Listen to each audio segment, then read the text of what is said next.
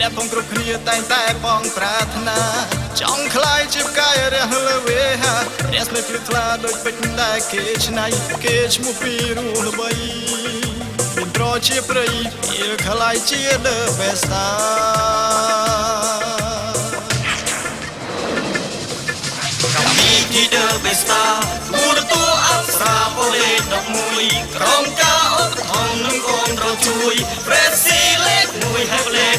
2ចូលរួមចំណែកស្ទួយវប្បធម៌លើកស្ទួយវប្បធម៌សិល្បៈចម្រៀងនិងតន្ត្រីមនុស្សទាំងប្រុសស្រីសែនពេញចិន្តាបំពេអារម្មណ៍បំបាត់ទុក្ខាបកស្រាយជីវិតហើយនឹងស្នេហាមានតែសោកសប្បាយមានងាយលំទាំងព្រៃទាំងសោការួចវាយកតែបំពេលោកខាលោកនោះតារារៀន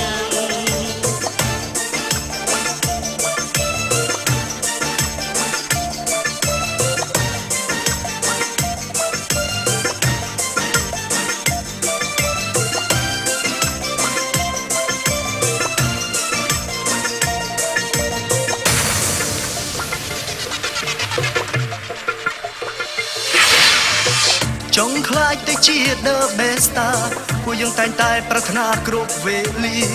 ស្រឡាញ់វប្បធម៌កម្ពុជារួមសាមគ្គីគ្នាដើម្បីអភិវឌ្ឍនិងជួយថែរក្សាអង្គិរៀងចម្រៀងដែលគេពីដូនតា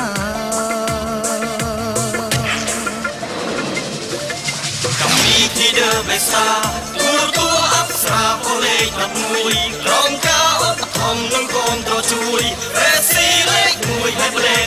2ចូលរួមចំណែកស្ទួយវប្បធម៌លើកស្ទួយវប្បធម៌សិល្បៈចម្រៀងនិងតន្ត្រីមនុស្សទាំងប្រុសស្រីសែនពេញចិន្តាបំពេអារម្មណ៍បំបាត់ទុក្ខាបកស្រាយជីវិតហើយនឹងស្នេហាមានតែសោកសប្បាយមានងាយលំទាំងព្រៃទាំងសោកា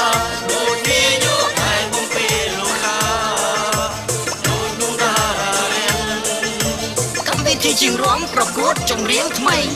ដណ្ដើមរង្វាន់ជាតារាមានប្រជាប្រិយហើយមានកិត្តិយសព្រមទាំងពីល្បាយល្បី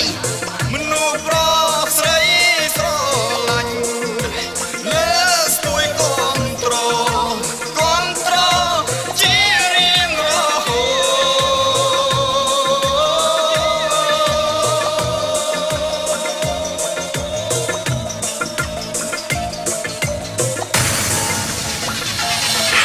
កម្មវិធី The Best Star ទូរទស្សន៍អប្សរាបលេខ11ក្រុមការឧបត្ថម្ភនិងគាំទ្រជួយ Presi លេខ1ហើយលេខ2ចូលរួមចំណែកស្ទួយវប្បធម៌លើកស្ទួយវប្បធម៌សិល្បៈចម្រៀងនិងតន្ត្រីមនុស្សទាំងប្រុសស្រីសែនពេញចិន្តាបំពេអារម្មណ៍បំបាត់ទុក្ខាបកស្រាយជីវិតហើយនឹងស្នេហា